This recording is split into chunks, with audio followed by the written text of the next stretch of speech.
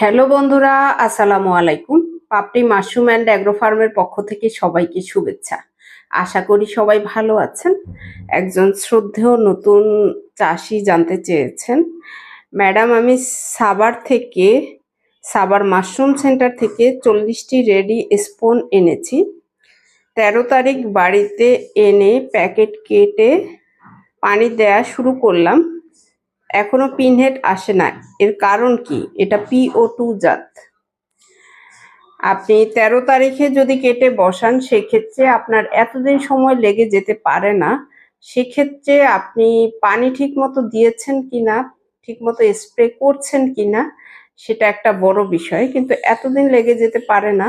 সেক্ষেত্রে আপনি যেখান থেকে কিনেছেন সেখানে সবার প্রথমে আপনার নক দেওয়া উচিত, কারণ কি সমস্যা বা কোন কোয়ালিটির স্পন সেটা তারা বলতে পারবে।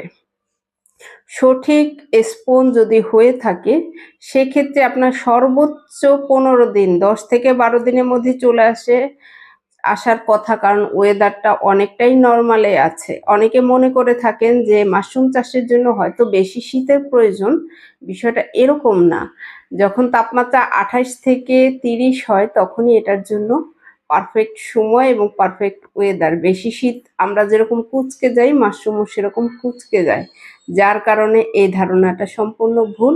তবে PO2 জাত তুলনামূলকভাবে অন্যান্য জাতের থেকে একটু দেরিতে ফলন আসে, কিন্তু তার মানে এটা না যে এই সিজনে, এখন অলরেডি শীতের সিজন বলা চলে মাশরুমের জন্যে, এই সময় এতটা সময় লেগে যাওয়ার কথা না। সেক্ষেত্রে হতে পারে আপনি সঠিকভাবে পানি স্প্রে করছেন না, অথবা আপনি যেভাবে কেটেছেন সেটাও সঠিক কিনা আমার জানা নেই। তবে স্পুনের মান ভালো কিনা সেটা যেখান থেকে আপনি কিনেছেন সেখান থেকে সাজেশন নিলে একটু বেশি ভালো হয়। আমি জাস্ট অপশনগুলো জানিয়ে দিলাম যে আপনারও ভুল হতে পারে অথবা স্পন দাতারও ভুল থাকতে পারে।